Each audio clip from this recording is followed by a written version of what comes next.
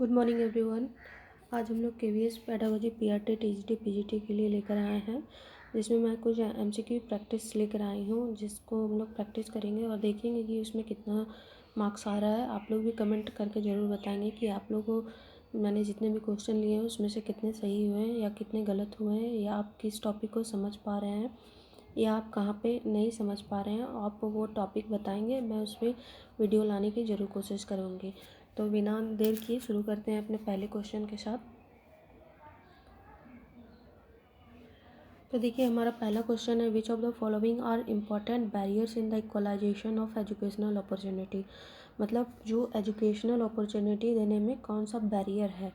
तो difference in पहला हमारा है difference in economic status of learner, B है हमारा जेंडर डिस्पैरिटी, सी है हमारा कॉमन स्कूल सिस्टम, डी है हमारा differences in the standards of educational institution. तो देखिए, differences in economic status of the learner, obviously जब इकोनॉमिक स्टेटस डिफरेंट होगा तो वो कहीं ना कहीं एजुकेशनल अपॉर्चुनिटी को बाधित करेगा। जेंडर डिस्पैरिटी, तो ये भी एक बहुत बड़ा कारण है। जब जेंडर इनइक्वालिटी होगा तो वो एजुकेशनल अपॉर्चुनिटी को सपोर्ट नहीं करेगा। ठीक है। उसके बाद है हमारे पास कॉमन स्कूल सिस्टम। तो देखिए, कॉमन स्कूल सिस्टम हमेशा प्रमोट करता है एजुकेशनल अपॉर्चुनिटी को, तो ये बैरियर नहीं होगा। तो ये हमारा सी ऑप्शन तो नहीं होगा। Differences in the standards of educational institution, obviously एक अच्छा इंस्टीट्यूशन रहेगा तो वहाँ पे एजुकेशन अच्छा मिलेगा, और जो थोड़े कम रहेंगे तो वहाँ पे एजुकेशन की लेवल थोड़ी कम रहेगी। तो ये भी कहीं ना कहीं इक्वलाइजेशन एजुकेशनल अपॉर्चुनिटी को बाधित करेगा। तो हमारा सी ऑप्शन तो नहीं होगा, तो ए बी और डी जो हमारा करेक्ट हो जाएगा। तो हम यहाँ पे कोड दिया गया है, हमारा कोड है ए एंड डी, बी है ए बी एंड सी, सी है ए बी एंड डी, और A B C and D मतलब चारों है, या फिर ए बी डी है, या फिर बी ए बी सी है, या फिर ए एंड डी है। तो हमने देखा था कि जैसे कॉमन स्कूल सिस्टम तो education equalization of educational opportunity को प्रमोट करता है, तो सी जिसमें भी है वो तो ऑप्शन हमारा नहीं होगा, तो हम सी वाले पर नहीं जाएंगे। तो ए और बी और डी होगा इसका सही आंसर। तो हम यहाँ पे लगा देते हैं और बढ़ते हैं अपने आगे के क्वेश्चन पर। ठीक है। तो हमारा देखिए दूसरा क्वेश्चन है, you have administered a test on mathematics to class 5, most of the student failed in it, you have to construct and administer another test, which test you would prefer. ठीक है, एक टेस्ट लिया गया है class 5 के बच्चों का, जिसमें बहुत बच्चे फेल हो गए हैं और आपको फिर से एक नया टेस्ट एडमिनिस्टर करना है, तो आप कौन सा टेस्ट करेंगे। ठीक है। तो देखिए, मास्टरी टेस्ट की बात हम लोग हमेशा मास्टरी टेस्ट नहीं करते हैं कि एक बच्चे को हम देखेंगे कि वो कितना मास्टर्ड है किसी चीज़ में, हम हमेशा लर्निंग की बात करते हैं। समेटिव टेस्ट जो आखिरी में किया जाता है, जिसमें हम लोग मार्क्स या कुछ भी नंबर वगैरह के उस पर जज करते हैं बच्चे को, तो वो अच्छा नहीं माना जाता है, या फिर वो किसी के एग्ज़ाम के हर एक एग्ज़ाम के अंत में लिया जाता है। डायग्नोस्टिक टेस्ट तो सिर्फ डायग्नोस करेंगे और उसको रेमेडी नहीं देंगे, तो ऐसा तो नहीं होगा। तो हम वो टेस्ट करेंगे जिसमें हम डायग्नोसिस भी कर पाएँ और उसके अनुसार हम उसे रेमेडी भी दे पाएँ। तो हमारा यहाँ पे आंसर हो जाएगा D, formative test. Formative test एक अच्छा टेस्ट है जिसमें हम बच्चे को एसेस कर पाते हैं कि वो कहाँ पे उसको प्रॉब्लम हो रहा है, और उसके अनुसार हम उसे रेमेडी देते हैं। ठीक है। तो बढ़ते हैं अपने तीसरे क्वेश्चन के साथ। तो micro teaching is a technique used for, आपको बताना है कि माइक्रो टीचिंग टेक्निक किस चीज़ के लिए यूज किया जाता है। तो ऑप्शन है हमारा A teaching small size, B teaching in isolation, C preparation of teacher in specific skill, teaching difficult concept. तो देखिए, teaching in small size class, हाँ ये स्मॉल साइज में पढ़ाया जाता है, लेकिन हमको यहाँ पे मोस्ट अप्रोप्रिएट आंसर ढूंढना है। ठीक है। यहाँ पे टीचिंग इन आइसोलेशन नहीं, ये टीचिंग आइसोलेशन में हम इसे नहीं करते हैं। उसके बाद preparation of teacher in specific, हाँ ये देखिए, जब हम यहाँ पे क्या लेते हैं, बहुत सारा स्किल लेते हैं, black board skills, question problem skills, और भी बहुत सारे स्किल्स को, तो हम डिफरेंट टाइम के साथ डिफरेंट स्किल की यहाँ पे प्रैक्टिस करते हैं छोटे लेवल पर। जब हम किसी मतलब स्कूल में जाने से पहले की जो प्रैक्टिस होती है कि वहाँ पे जाके किस तरह से प्रैक्टिस करेंगे, तो वो सब सीखते हैं इसमें। तो ये किसके द्वारा दिया गया था, सबसे पहले ये जान लेते हैं। तो देखिए इंटरनेशनली ये DW एलन के द्वारा दिया गया था और नेशनली ये BK पासी के द्वारा दिया गया था। तो इसमें हम लोग क्या करते हैं, preparation of teacher in specific skills, ये हमारा सही आंसर हो जाएगा। बढ़ते हैं अपने अगले क्वेश्चन के साथ। A teacher would become more effective if, एक टीचर कब सबसे ज़्यादा इफ़ेक्टिव होगा, जब ही सी यूजेज गुड इंस्ट्रक्शनल एड्स, जब वो अच्छा इंस्ट्रक्शनल एड्स मतलब वो जो भी क्लास में बोल रहे हैं या कर रहे हैं उसमें वो हर तरह के एड्स को यूज करेंगे तब, या फिर बी है हमारा he she helps student to achieve mastery learning, जब वो स्टूडेंट को हेल्प करेंगे मास्टरी लर्निंग में। और सी है हमारा he she helps student to ask question, और डी है स्टूडेंट्स स्कोर हाई मार्क्स। तो देखिए यहाँ पे ये जो होगा इंस्ट्रक्शनल एड्स हेल्प करेगा, लेकिन ये हर तरह से इफ़ेक्टिव बना देगा टीचर को, ये नहीं है। हाँ, ये हेल्प ज़रूर करेगा, ठीक है। तो बी है हमारा he she helps student to achieve mastery learning. फिर यहाँ पे देखिए मास्टरी लर्निंग की बात होगी, हम मास्टरी लर्निंग की बात नहीं करते हैं, हम सीखने की बात करते हैं, ठीक है।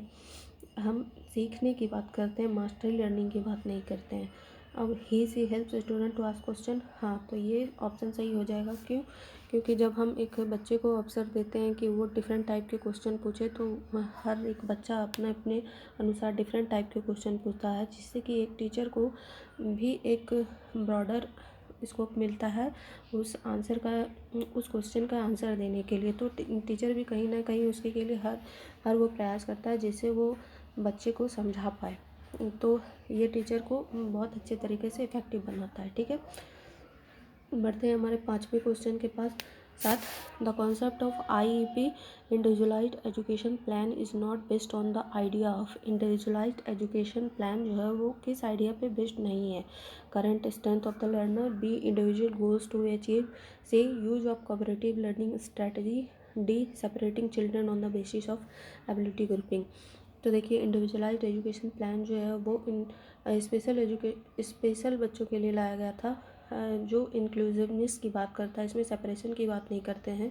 हाँ, हम उनके नीड को कंसिडर करते हैं, लेकिन उनके नीड को फुलफ़िल उसी क्लास में किया जाता है जहाँ पे सारे बच्चे पढ़ रहे होते हैं। इन्हें अलग करने की बात हम नहीं करते हैं। जब स्कूल का प्लान बनता है, एनुअल प्लान, तो हम उसमें इनके लिए भी प्लान में शामिल करते हैं सब कुछ। तो जब हम इनके लिए सब कुछ प्लान शामिल करते हैं तो इनके लिए पेरेंट्स, टीचर, सारे लोग का बात होता है, मीटिंग होता है, जो भी मतलब एक प्रोसेस होता है जिसमें एक बच्चे को परेशानियों को समझा जाता है। उसके अनुसार मतलब आप कैसे कैसे एड्स यूज करेंगे, या फिर आप कौन कौन सा फैसिलिटी अपने स्कूल में देंगे या फिर नहीं देंगे, जिससे कि एक बच्चा हर उस सामान्य बच्चे के साथ सीख सके, ठीक है। तो इसमें हम नीड को कंसिडर ज़रूर करते हैं, लेकिन उसे सेपरेट करने की बात नहीं करते हैं। तो यहाँ पे डी हो जाएगा हमारा सही आंसर, ठीक है। उसके बाद हम बढ़ते हैं अपने 6ठे क्वेश्चन की ओर। Which of the following is not a mode of computer assisted learning. तो ट्यूटोरियल है, ड्रिल एंड प्रैक्टिस सेशंस है, मॉडलिंग है, डेटा इंटरप्रिटेशन एंड ड्राइंग है। तो यहाँ पे हमारा ड्रिल एंड प्रैक्टिस हो जाएगा इसका आंसर, ठीक है।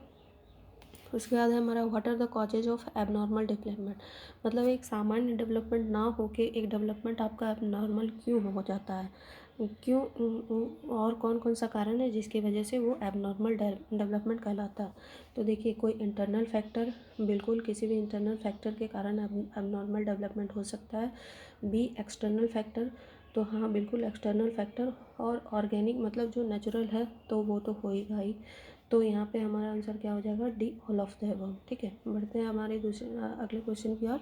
तो which of the following is environmental factor for late development. तो वातावरणीय कौन सा फैक्टर है जिसके कारण लेट डेवलपमेंट होता है। तो maternal problem, B psychological disorder, C natal factor, destructive child upbringing. देखिए ये सब कहीं ना कहीं एक हद तक करते हैं, लेकिन आप जब एक चाइल्ड को एक रिस्ट्रिक्टिव इन्वायरमेंट देंगे तो वो अगर उनके पास कैपेसिटी होगी भी तो वो अपने फुलेस्ट पोटेंशियल के साथ ग्रो नहीं कर पाएंगे। तो रिस्ट्रिक्टिव इन्वायरमेंट तो सबसे ख़राब होता है। एक चाइल्ड को हमेशा ऐसा इन्वायरमेंट देना चाहिए जिसमें कि अगर वो किसी चीज़ में कमज़ोर भी है तो वो कहीं ना कहीं उस ऐसे इन्वायरमेंट में रह के अपने आप को अच्छा करे। तो आप देखते भी होंगे कि कई कई लोग बहुत चीज़ में कमज़ोर रहते हैं, लेकिन अगर उन्हें अच्छा इन्वायरमेंट मिलता है तो वो कहीं ना कहीं उसे फुलफ़िल कर लेते हैं और अपने आप को बहुत अच्छा बना लेते हैं। तो वो किस कारण होता है? एक अच्छे इन्वायरमेंट के कारण। लेकिन आप अगर जब रिस्ट्रिक्टिव इन्वायरमेंट देंगे तो वहाँ पे हर चीज़ बहुत लेट से होगी या फिर नहीं भी हो सकती है, ठीक है। तो यहाँ पे आंसर हो जाएगा हमारा रिस्ट्रिक्टिव चाइल्ड अपब्रिंगिंग। इसका आंसर बढ़ते हैं दूसरे क्वेश्चन की ओर। Identification of the learning gaps of children and plugging them is done through. तो आप किस तरह से आइडेंटिफाई करेंगे और किस तरह से उसे प्लग करेंगे, ठीक है। Team teaching A team teaching, B reflective teaching, C remedial teaching, D री teaching.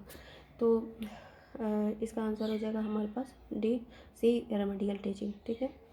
A school curriculum can be best defined as a complete array of the courses of study, B. all the material used to further pupils' activity, C. a complete set of organized experience in the school, D. some total of knowledge to be provided to learner।